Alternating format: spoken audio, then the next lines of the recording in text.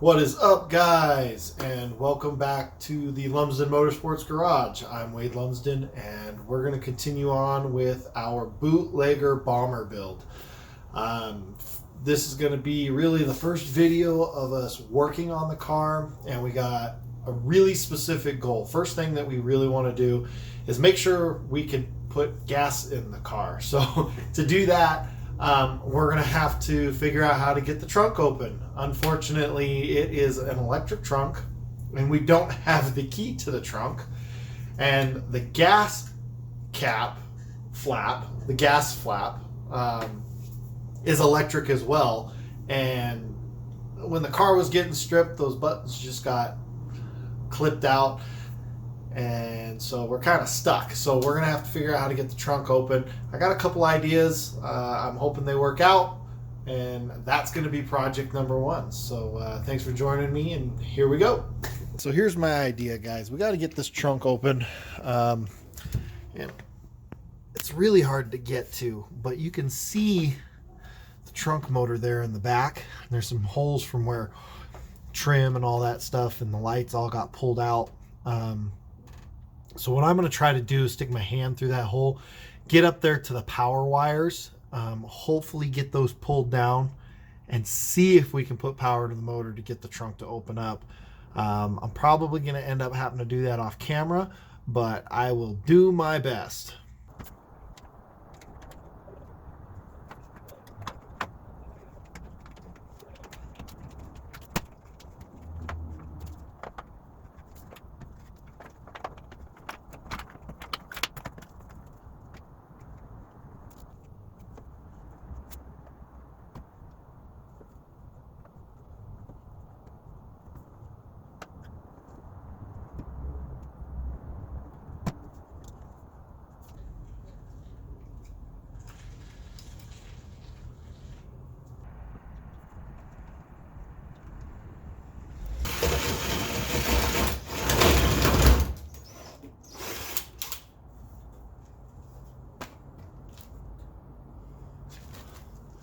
Not the most magical way to do it, but it works.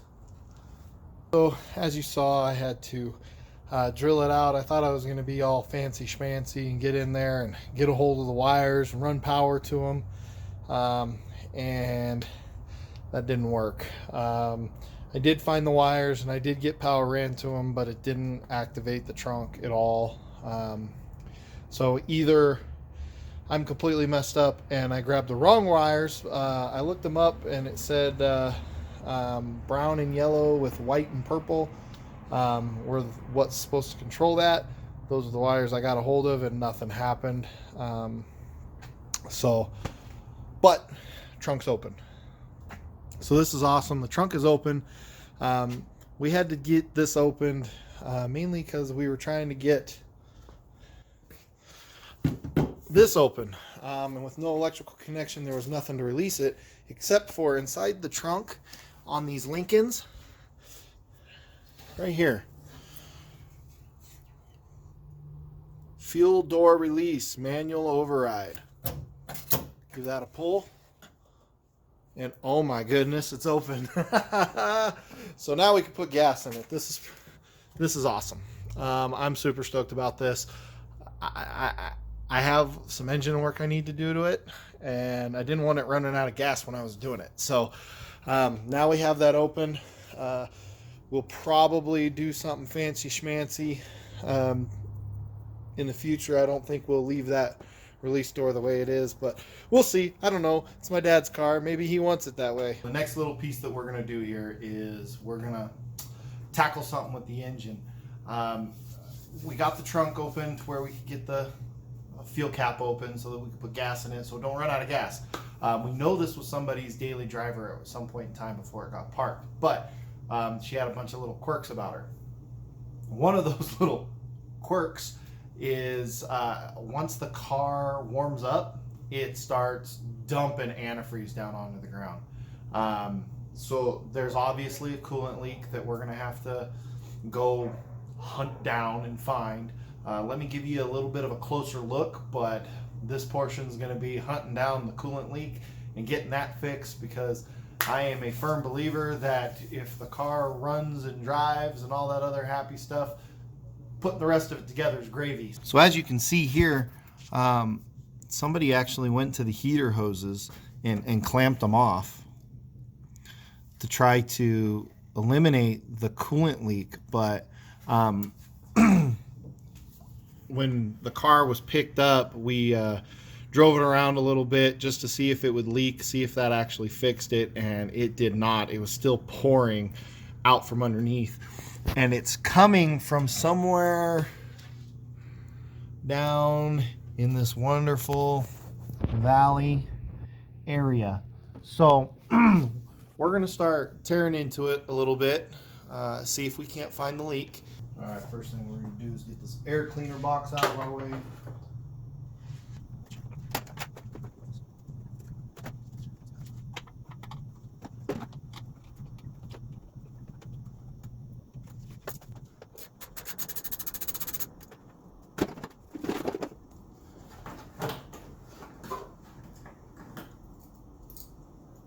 Sensor. Here we go. Any parts and pieces that I'm pulling off, I am setting inside the trunk. It's a ginormous trunk, might as well. See if there's anything that stands out right away as a possible leak.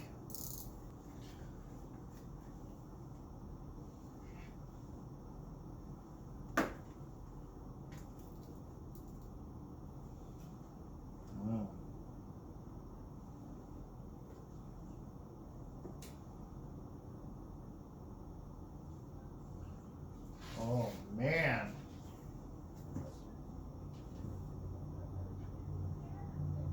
Oh man, okay, so this is starting to look like a little bit of a job. As you can see, there's no real evidence of any leaking up top near the thermostat housing or anything like that, but I'm hoping I can get it on camera here. Okay, you see that little hole, that little hose right there, that little hose clamp? It's underneath the alternator, right there next to the bracket, kind of right there, that right there. I think that's our culprit.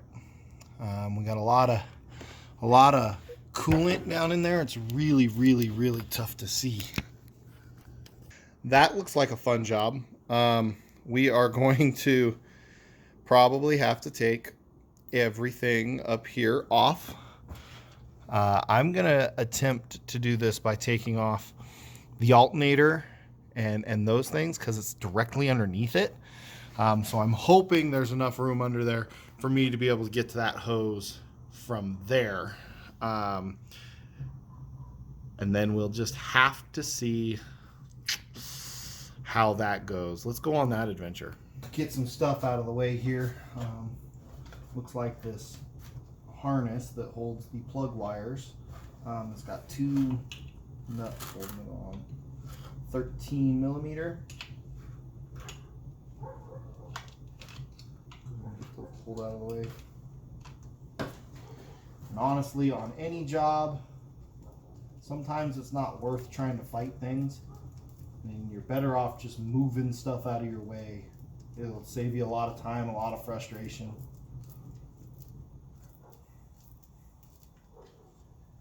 In most cases.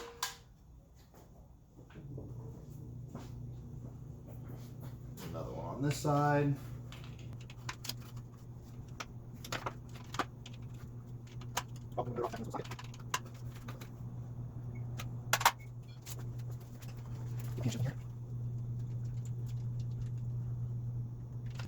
Awesome. Okay.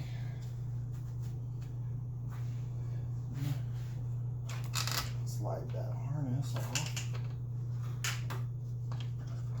There we go.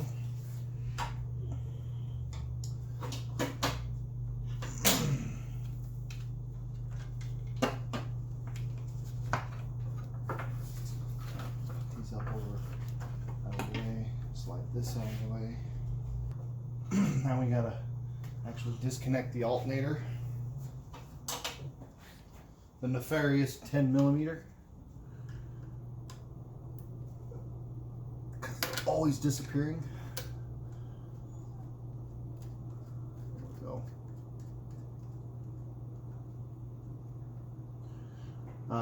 Before you do this, because this is hot and this goes to your battery, you should disconnect your battery. But remember, we have our interesting little power switch over here, so I just turned that off, and that killed power. All right, and then I always put this nut back on because I don't want to lose it.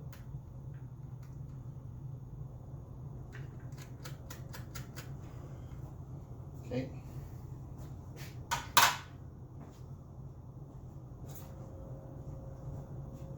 Now we have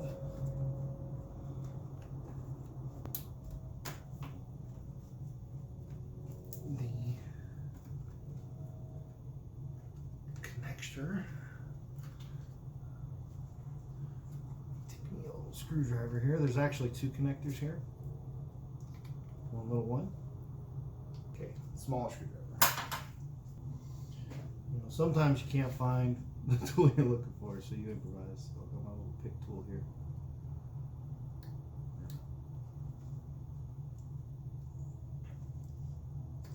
There we go. Now I gotta get this one off.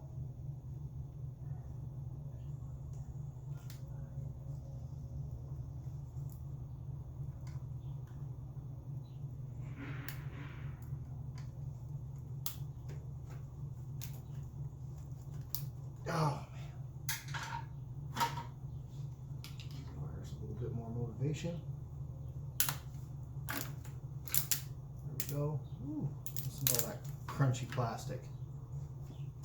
So I'm going to go ahead and move the plug wires out of the way, but before I do that, I'm going to mark them. So you can kind of see on this one right here, it's actually a coil pack. I do not know what cylinder 1, 2, 3, and 4 is without looking them up. So what I'm going to do, and I'm just going to do this on the one on the other side because there's a coil pack here and a coil pack there. I'm going to label them 1, 2, 1, 2, 3, 4. 1, 2, 3, 4. Okay. Exactly what I'm going to do over there. That way I know where to hook them up when I go to hook them back up. So top left is 1. Top right is 2.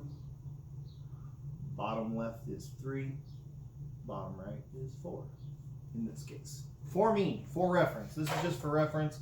I know that's probably not even remotely close to what is actual as to what cylinder fires or any of that happy stuff. Again, it's just a reference for you to be able to put it back together.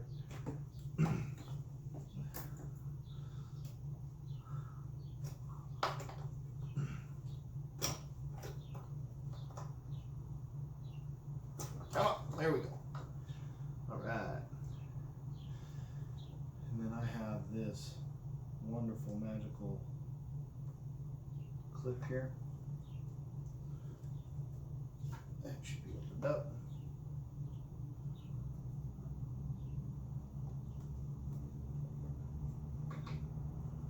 Go. That one, and that one.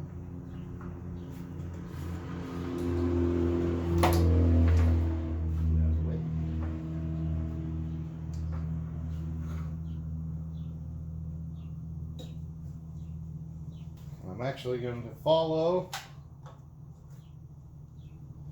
these two that cut across over to here, how we were talking, except for I'm going to number these ones different. I've already used 1, 2, 3, 4, so this will be 5, 6, 7, and 8. Granted, not all of those need to be disconnected. To get the couple wires I need out of my way. And disconnect here.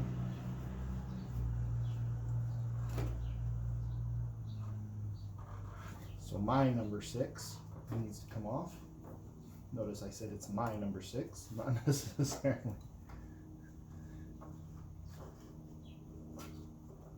There we go. That one can get out of the way.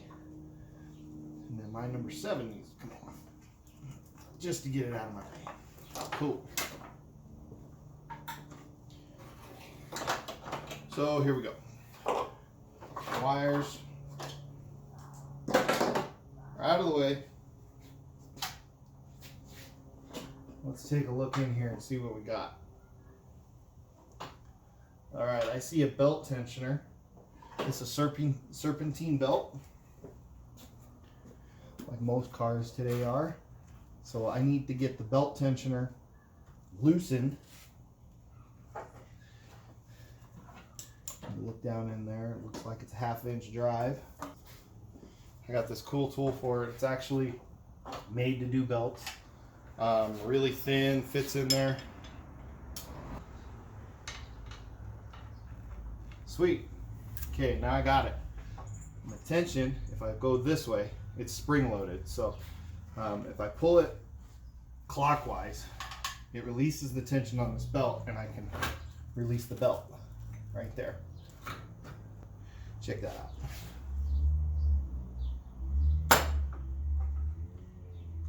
Awesome.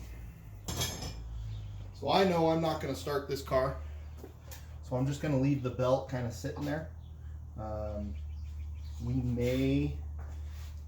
We're going to do a belt inspection when we get ready to go back together with it and make sure it doesn't need a new belt. Because I mean, if you're this far, you might as well change it if you have to change it, right? So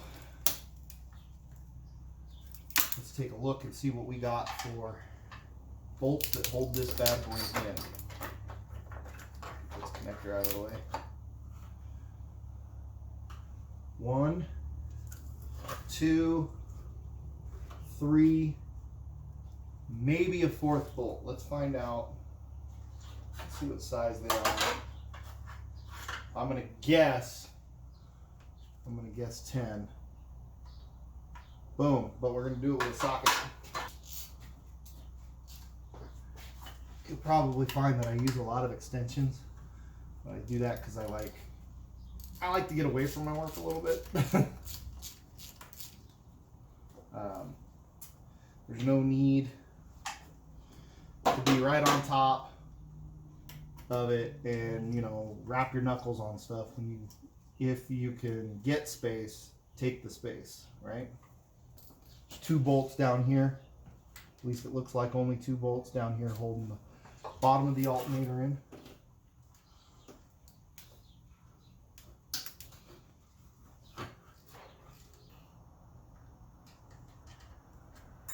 Woo! Look at that big long bay. Yeah, air tools would be awesome. I would suggest that for this if you can get it down in there. Here in my garage, I do not have a compressor that is big enough to support air tools. My little compressor is basically good for airing up tires, and that's about it.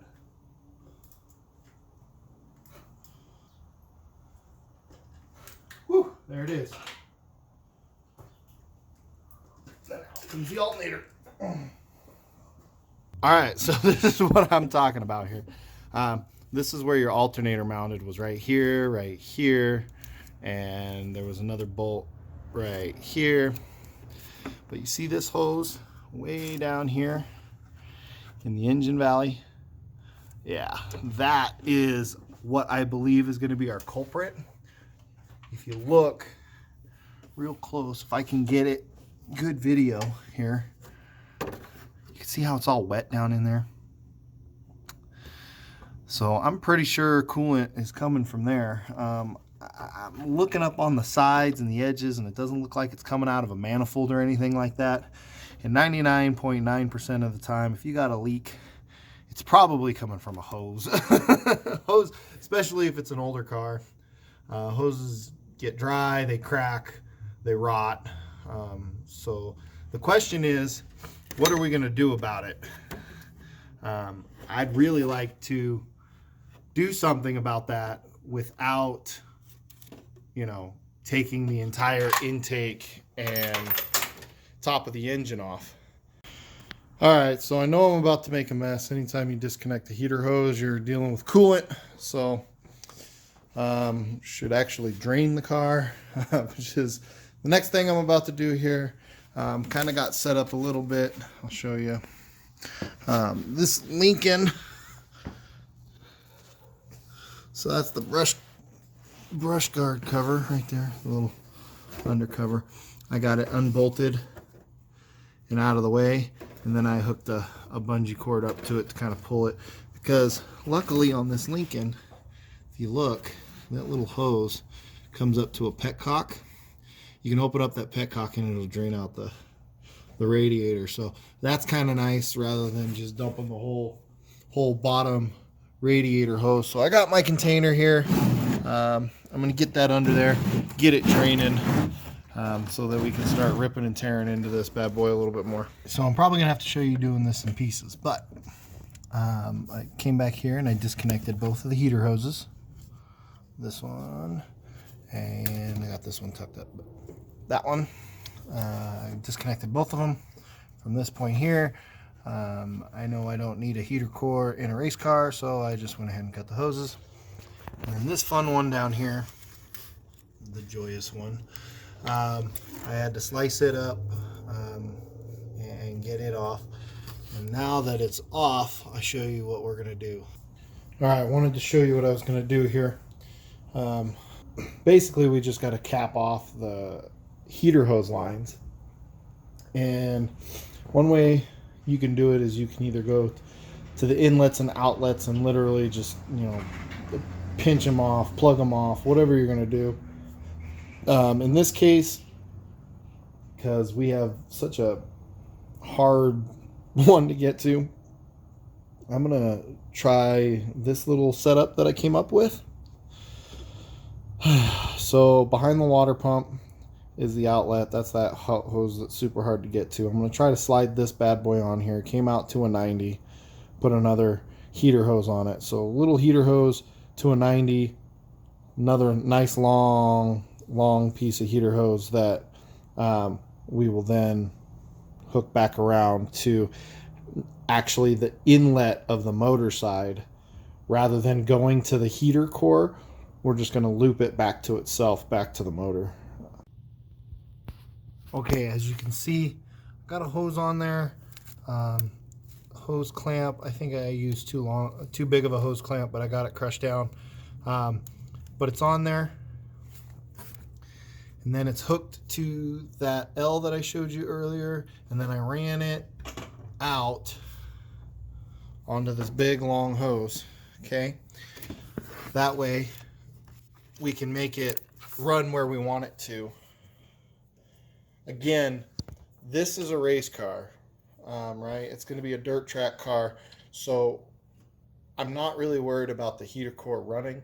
If you're looking at this to do for your street rig, you can do it this way, except for you would just, you know, actually hook up your heater core and make sure the water runs to it. But I'm not, you know, I'm not suggesting it. But if you're trying to do something on the cheap and you don't want to take off your intake or any of that stuff to actually replace that, so I didn't get to explain or show you earlier, but this has a rubber hose that's about that long that comes off of that piece there, and then it hits a metal line that runs underneath and then comes out.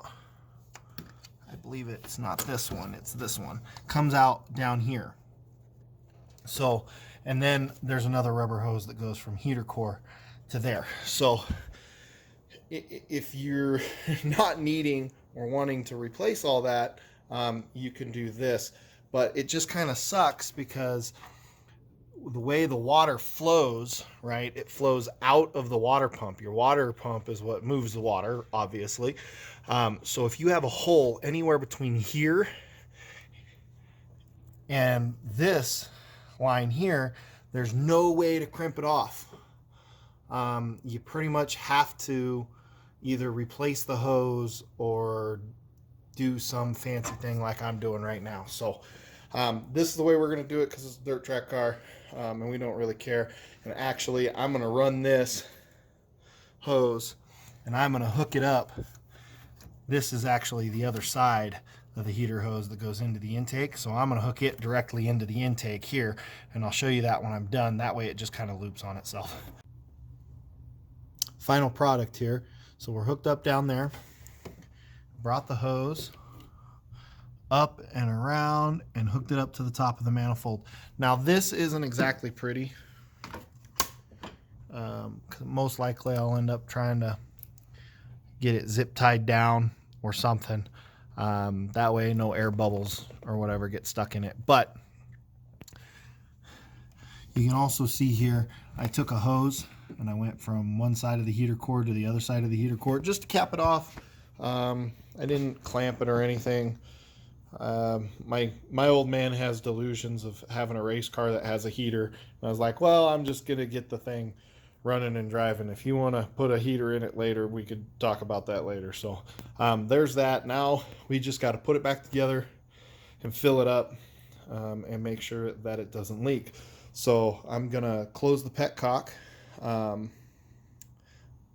that we had to open up to drain the radiator, and then start putting everything back together. All right, first thing we got to do is get this alternator back in here.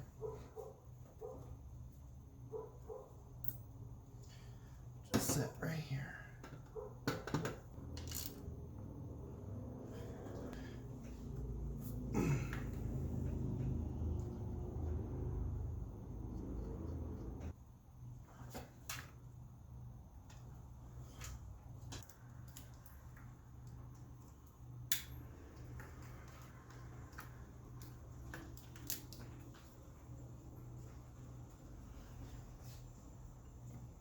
Take our cool tool again.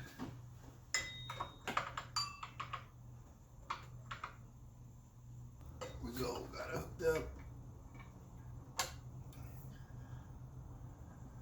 Yeah. Make sure the belt is routed properly.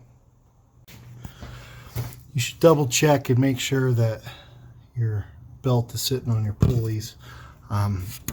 I had inspected my belt beforehand, and as you can see, not a whole lot of cracks before I put it on. So if this is really cracked out bad, make sure you change it.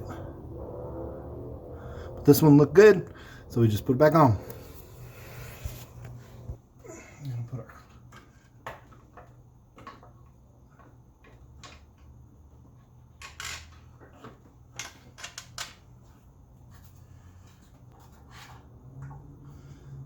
Snug them up.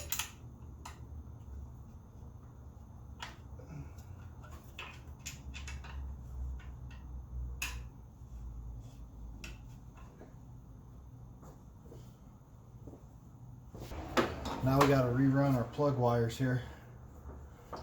Remember we numbered them earlier. Make it super simple. Here's number 1 for me and number 4.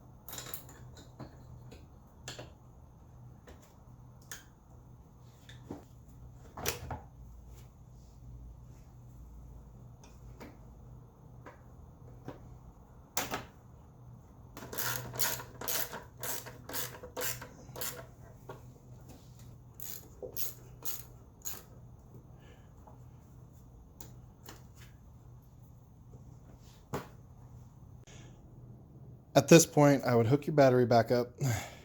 But remember, I got this nifty little off switch that goes underneath the fender. So I would just engage that. We're going to top off our coolant real quick. And I have left my little tie up for when I did the petcock and drain the radiator, just so I can see under there, see if there's any leaks or anything. So that'll actually be the last thing that we do, is close up the bottom brush guard. But for right now, battery, radiator, coolant, and then we're going to start the thing and make sure that the leak is gone. All right, I wanted to show you my little switch. See that up there under the fender well? I guess that's one way to stop a parasitic draw, but that's my battery on and off right now.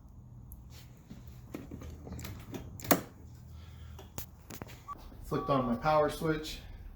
I'm going to go ahead and put some gas in it real fast, and then we're going to start it and check the leaks. All right, let's go ahead and start it up.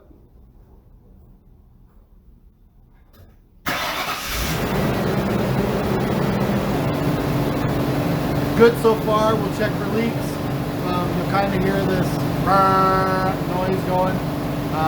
This car's got airbags in the back. It just turned off. This car's got airbags in the back, so that's the pump turning on and off to try to air up those airbags. We'll end up getting rid of that. So, but let's check the thing for leaks and make sure what we've done today is good to go.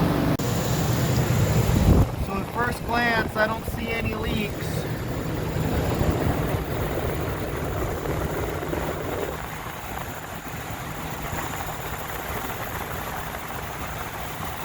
See any leaks on anything we've done so far. So no leaks so far, but I'm going to let it sit here and run for a while, because that's what was happening before. When it was cold, it wasn't leaking at all. So I'm going to let it warm up. I'm probably going to let it run for 20-30 minutes, see if anything leaks underneath. If not, then I'm going to close up the bottom. Still got to do the brush guard from underneath. Still got to put that back on. Coolant level, I made sure it was topped off before I let it sit here and run. Put gas in it so it doesn't run out of gas, because we honestly didn't think it had much in it. And we'll see how that works.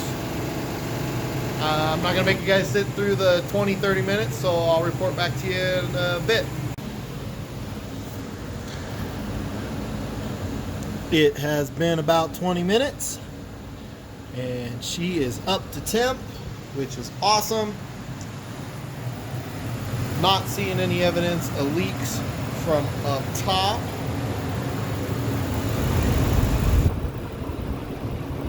We are still setting pretty. Coolant level is still full, and